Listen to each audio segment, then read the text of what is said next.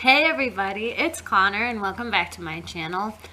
As February is winding down, I've made it a point that for this month I was going to promote a lot of Black content, doing hashtag make create Black history. So I've been doing that on my other social media platforms, my Tumblr, my Instagram, and Facebook.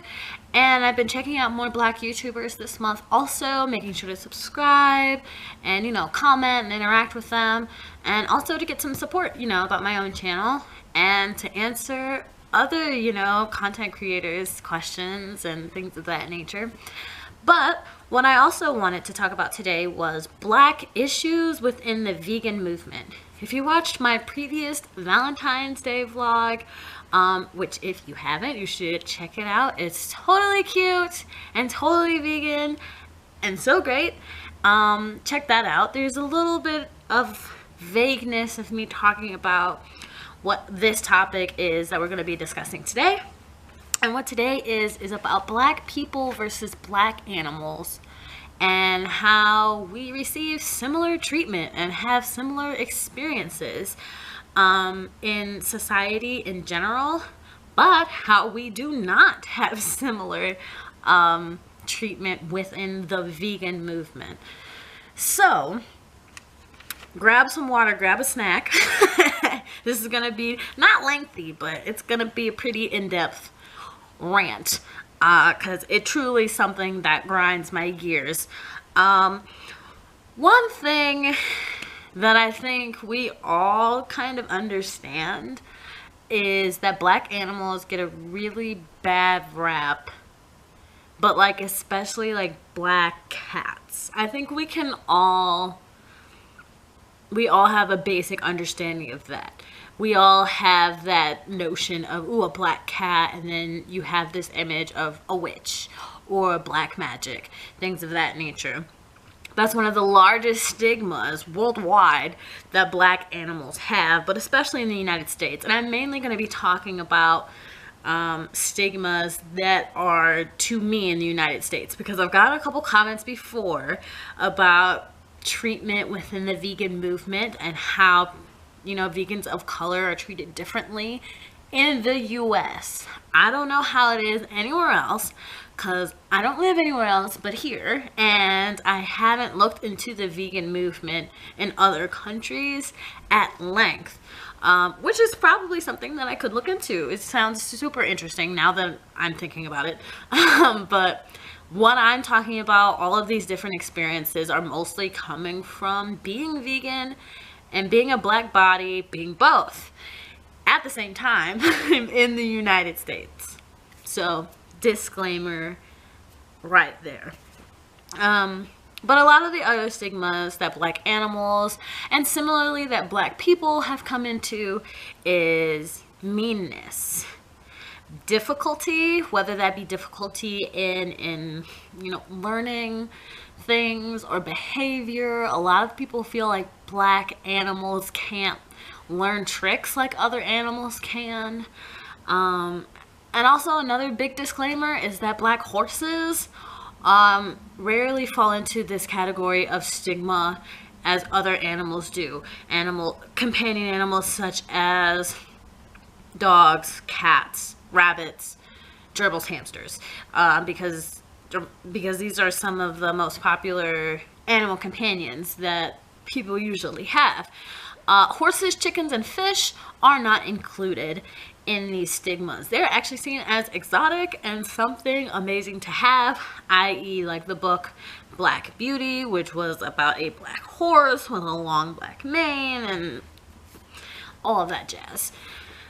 So we're not really going to be touching about them when it comes to stigmas. So another disclaimer. So if you're in the comments talking about, what about horses? Or I have a chicken. Or I know plenty of people have black fish. I don't want to hear it. Because I'm saying now. Or if you want to go ahead and say it, I'm not responding to it. And I usually try to respond to comments anyway. Disclaimer. Okay. So, a lot of Black animals are associated with dark magic or evil. To the point where in the United States, a week, sometimes 2 weeks before the holiday or the celebration of Halloween, it is not permitted for the adoption of black animals, mostly cats, but dogs, cats, rabbits, hamsters, gerbils, and rats / mice, due to people wanting to reduce the risk of torture and killings of these animals on these days, because black animals are so associated with this dark day, for whatever reason, whether it actually be like a reason that, you know, you actually feel like this animal needs to be sacrificed on this day, or whether you're just, you know, a dumb person just trying to be funny. Like, I don't know the reasons. I don't know the reasons for this, but that is many of the reasons. A lot of animals, a lot of black animals are tortured and killed on Halloween in the United States because they're dark and they're associated with darkness, and this one day is associated with darkness as well. So that's that. A lot of darker animals, and I don't, you know, necessarily mean like black animals. There are darker brown animals that are that go through the same stigma as well, the same as black and brown bodies go through stigmas and stereotypes in society. A lot of them are seen as ugly or just unesthetically pleasing because of their color. Plenty of people go to like adopt an animal, or they go to a pet store and they see a dog or a cat and they're like, oh wow, this dog or cat looks real cute, but I wish it was a lighter color, you know.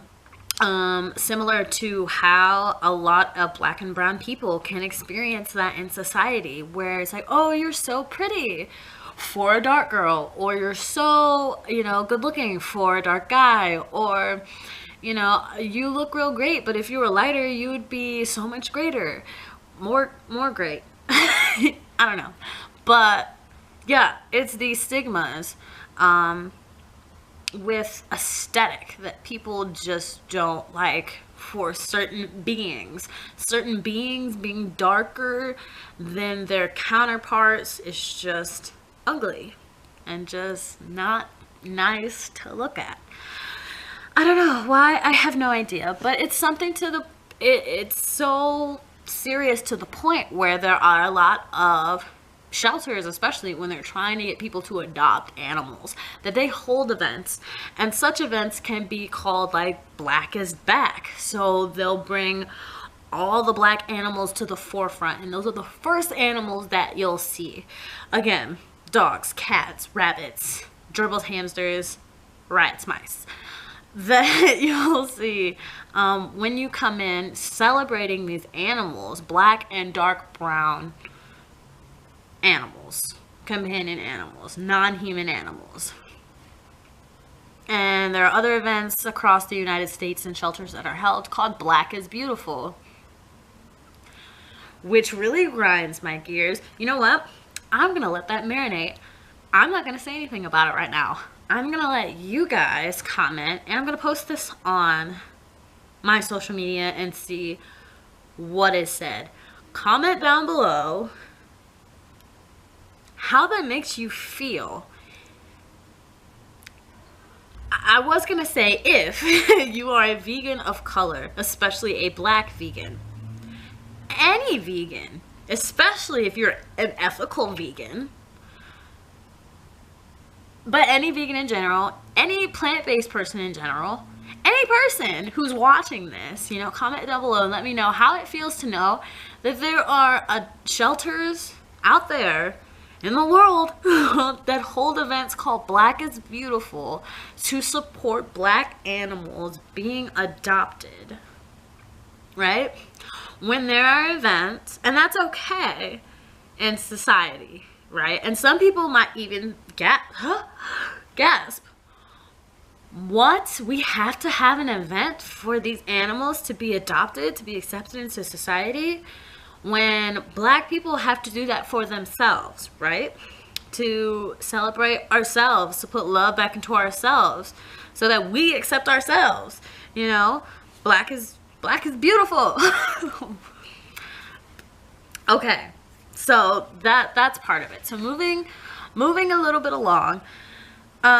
So in these shelters, there is such a thing called black dog syndrome, and a few of you that watch this video may already know what black dog syndrome is. And this is when black dogs are adopted at a much smaller scale than their lighter colored counterparts are. So that's why they have these events, to the Black is Beautiful, Black is Back, to address black dog syndrome.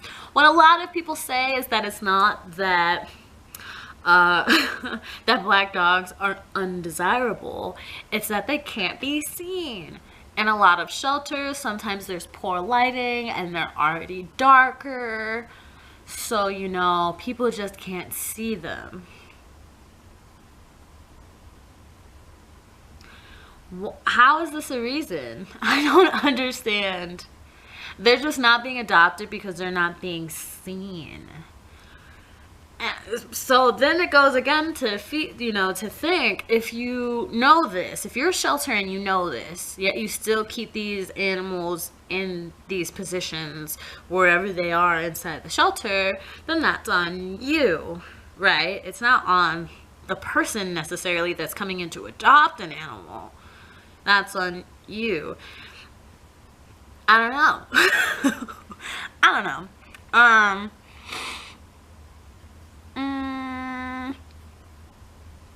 A lot of people also that come to shelters to like adopt animals, they see darker animals as mean and threatening or sneaky. Similar to how a lot of people see black and brown human bodies.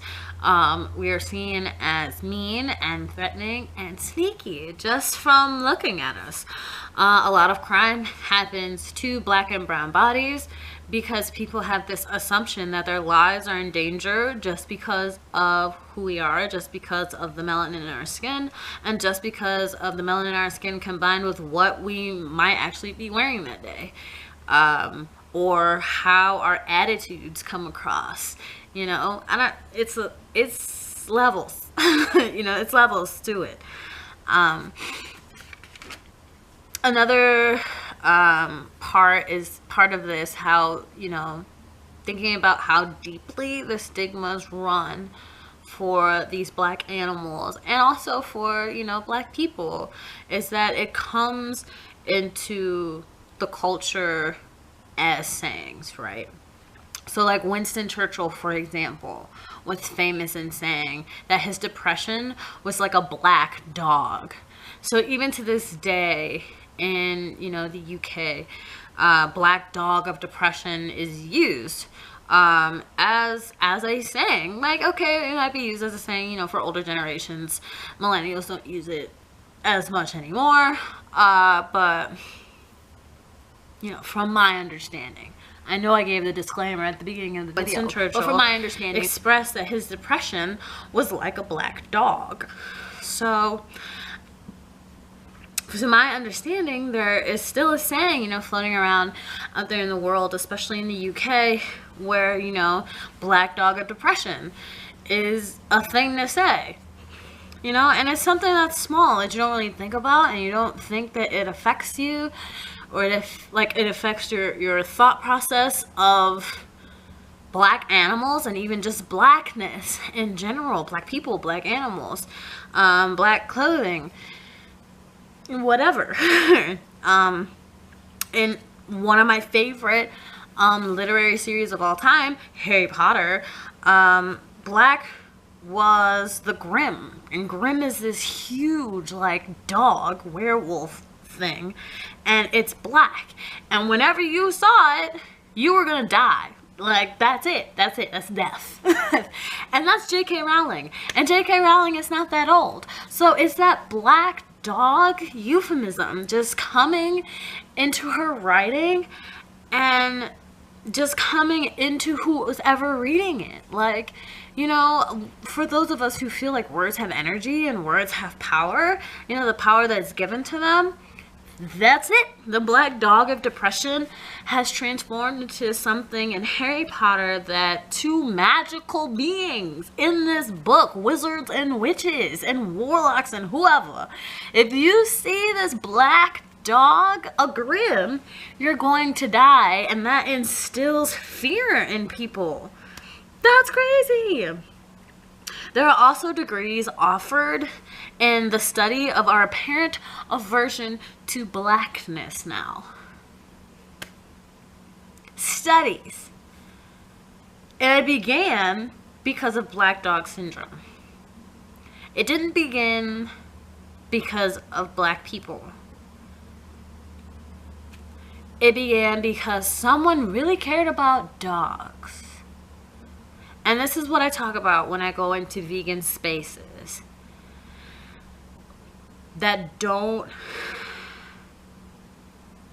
recognize color as a real thing in this movement, which is how a lot of people leave the vegan movement and don't either just aren't vegan anymore, like they go back to eating how they were eating before, or they go on paleo, or they go keto, or whatever, or now, you know, happily there's something for them to go to, which is being plant-based. If they're not willing or not wanting, because they don't have to. You don't have to. If you don't want to be vegan, you don't have to be vegan, you know, because it is a strong stigma to, or like a strong, not, well, there's stigma, but there is something strong with having that identity of being vegan and having to stand up for yourself within that movement.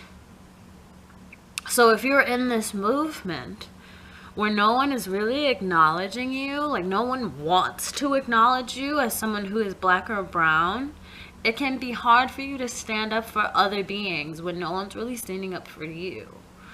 That classic argument where it's not about us, it's about the animals. Well, when we're fighting for animals, when there are degrees offered because people are mistreating, no one is adopting black or brown non-human bodies. So to kind of pull things together, my last point on this topic is that there is a degree, offered out there in the United States where one spends their time studying our aversion to blackness, a human's innate, apparently, aversion to blackness, and why that is. I feel like an aversion to blackness is not necessarily innate. I feel like it is taught, whether it is by someone, if we're speaking about people, an aversion to brown skin may be, you know, whether it's taught to the person with brown skin and the experience that they have, and to the person who doesn't have brown skin and the experience that they've had with it.